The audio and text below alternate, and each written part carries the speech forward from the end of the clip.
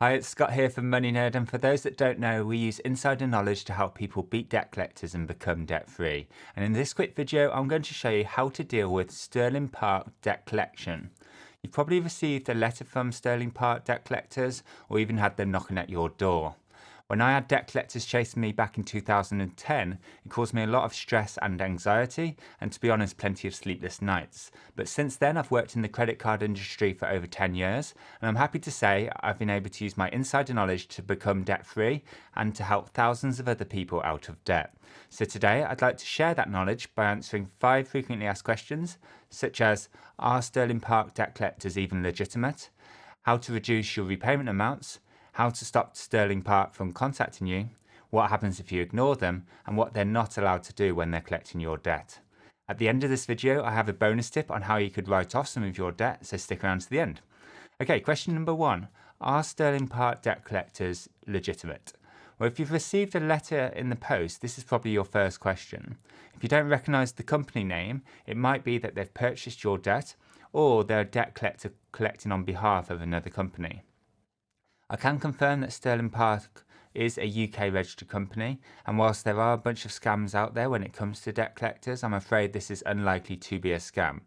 However, you should never pay unless you're certain that the debt is yours. You're well within your rights to ask Stirling Park to provide proof that the debt is yours, and I have a free letter template that you can use to confirm that the debt is yours and to confirm exactly how much you owe. It's completely free, and I'll link that in the description. Okay, question number 2. What happens if you ignore Stirling Park debt collectors? Well, if you ignore debt collectors, your problem could escalate and become very serious. Stirling Park does have the right to take court action against you, and if you were to ignore court letters, you could end up with a county court judgment, or what you might recognise as a CCJ. This can have a major impact on your credit score and your chances of borrowing money in the future. If you do get a CCJ and you still don't pay, this could ultimately result in bailiffs coming to your home to take your valuable items or even your car. There's a big difference between having a debt collector like Stirling Park chasing you and having bailiffs coming to your home, so I can't urge you enough. Now's the time to take action on your debts while there's still lots of options available to you. So please don't ignore Stirling Park, and we'll get to what you should do later in this video. Okay, question number 3. What are the rules that Stirling Park have to follow? Well, despite being legally appointed to collect your debt or outright owning your debt, there's several things that Stirling Park can't do when it comes to collecting debts. Knowing what Stirling Park can and can't do will make you feel a lot more comfortable and confident when dealing with them. So here's the things they're legally not allowed to do. They're not allowed to visit your place of work without you giving them specific permission to do so. Before this rule was in place, by the way, some debt collectors would show up while you're working and try and make things awkward for you as a way of pressuring you into paying.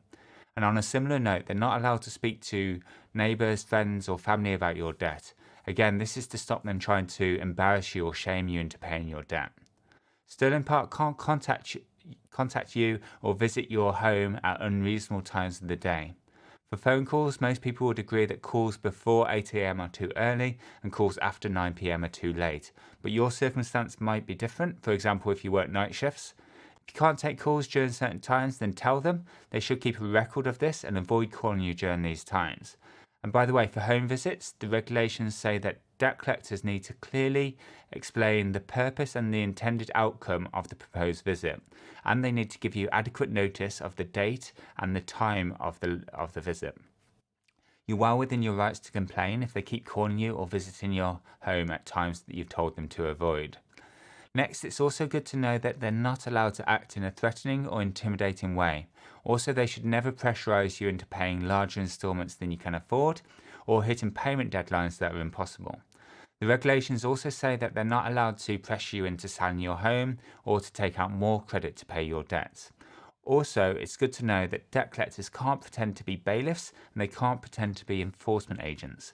Unlike bailiffs, debt collectors can't force their way into your house and they can't refuse to leave if you ask them to. And they're certainly not allowed to take any of your belongings or clamp your car. Okay, question number 4. How long can you be chased for debt? Well, under the Limitation Act of 1980, a creditor has 6 years to chase most unsecured unpaid debts, or 12 years for some mortgage debts. This limitation period starts from the time of your last payment or when you last acknowledged the debt. Ultimately, debt collectors can't enforce their debts through the courts after 6 years, but if you've already been taken to court and have a CCJ registered against you, unfortunately there's no end date for how long you can be chased. Okay, question number 5, and then I have that bonus tip on how you can write off some of your debt. So question number 5 is, how do I pay less and come to an agreement with Stirling Park? Well, there's a number of ways you might be able to reduce the amount you pay. If Stirling Park are adding interest and charges to your debt, you could ask them to freeze them to help you get back on track and clear your debts quicker. Debt collectors are more likely to stop or reduce interest and charges if you can prove that you're in financial difficulties. I'd suggest you put together a budget showing your income and essential living costs so you can clearly demonstrate that you're in financial difficulties. You can also use that budget to negotiate reduced payments. Again, for this, you'll need to show why you can't afford higher repayments. So use that budget to write down your income and essential living costs so you can clearly demonstrate what you can afford. Sometimes debt collectors will only agree to reduce payments for a short period of time, and at the end of this short period, they'll want an update on your situation. Other times, they'll agree to much longer repayment periods. All of this will totally depend on the nature of the debt and your individual circumstances. If you have the cash, you could make a full and final settlement offer. This is where you ask them if they'll accept a lump sum instead of the full balance.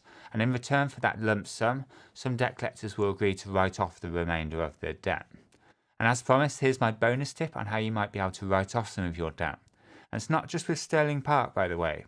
If you have debts with other people, there's lots of ways you can significantly reduce your repayments and even write off some of your debt.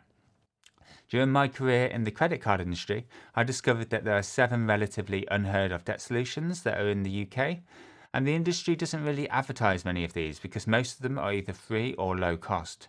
Now, unfortunately, these solutions are not available to everybody. You do need to be in specific circumstances, but there's probably at least one of these 7 solutions that you do qualify for.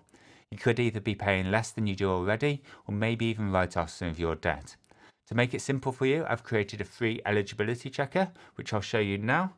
It's just 5 simple questions and takes less than 30 seconds to do. The questions are things like, what is the total amount of your debt? How many people do you owe money to?